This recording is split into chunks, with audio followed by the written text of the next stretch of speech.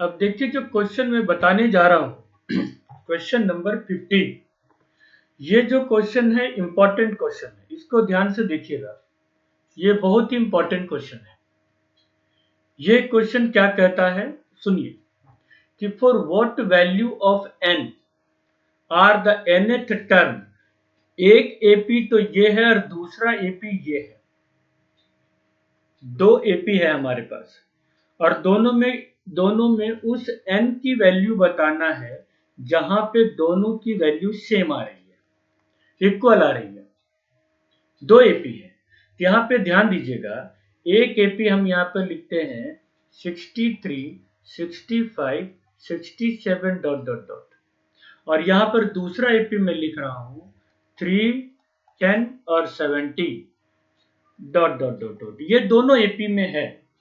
अब दोनों में ऐसा कौन सा वैल्यू है कि जो इसके अंदर भी जो वैल्यू आ रही है वही वैल्यू इसके अंदर भी आ रही है।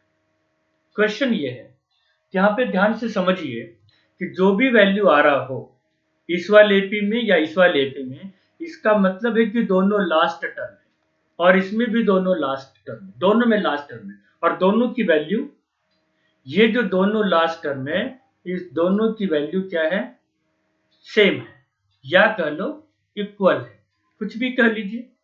तो इसका जब ए एन लास्ट टर्म और ये भी एन लास्ट टर्म, तो क्यों ना दोनों का ए एन निकाल के इक्वल कर दिया जाए, बात खत्म, इतनी सी है।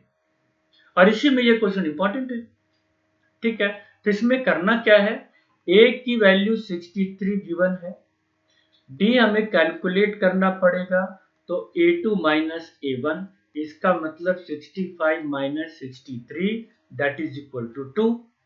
अब मुझे ए एन नहीं मालूम है, तो ए एन निकालने के लिए a plus n minus one into D. A कितना है जी 63, एन मुझे मालूम नहीं है, डी हो गया 2, तो 63 प्लस 2n माइनस 2, तो ये हो जाएगा 61 प्लस 2n। 63 में 2 लेस करेंगे, है ना, एक तो ये हो गया।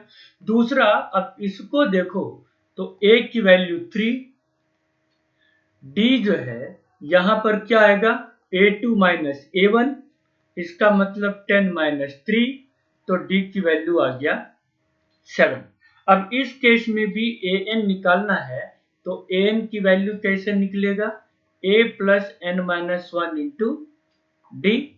ए की वैल्यू गिवन है 3 plus n minus one, D हमारे पास कितना आ गया है तो 7, सो 3 प्लस 7n माइनस 7, तो ये हो जाएगा 7n minus 4। According to this question, इसने क्या बोला कि for what value of n the nth term of this इतना एंड इतना आर, क्या बोला इसने, इक्वल।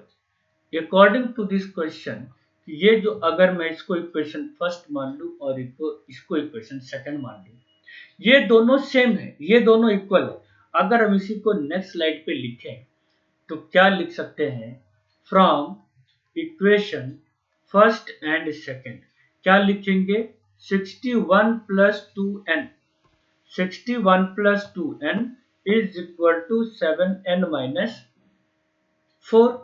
इस 2n को इधर लेके जाओ तो ये हो जाएगा 7n माइनस 2n, और इस 4 को इधर लेके आओ तो ये हो जाएगा 61 प्लस 4, तो 5n is equal to 65, so n is equal to 65 by 5, cancel करेंगे तो 13, n इज इक्वल टू 13।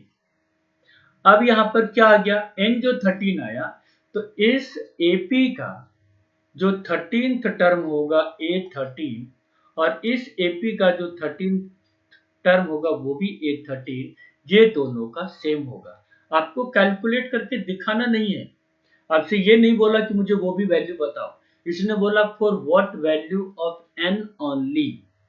ठीक, an नहीं पूछा, बस लास्ट में लिख दीजिए, सो 13th term of this AP are equal, क्या इक्वल। जो 13th टर्म होगा दोनों AP का वो क्या हो जाएगा, इक्वल। ये जो क्वेश्चन है, मैं फिर से बोल रहा हूं, ये जो क्वेश्चन है क्वेश्चन नंबर 15, ये इंपॉर्टेंट है एनसीईआरटी का, तो इसलिए इस क्वेश्चन को ध्यान से समझिएगा। ठीक है, थैंक यू।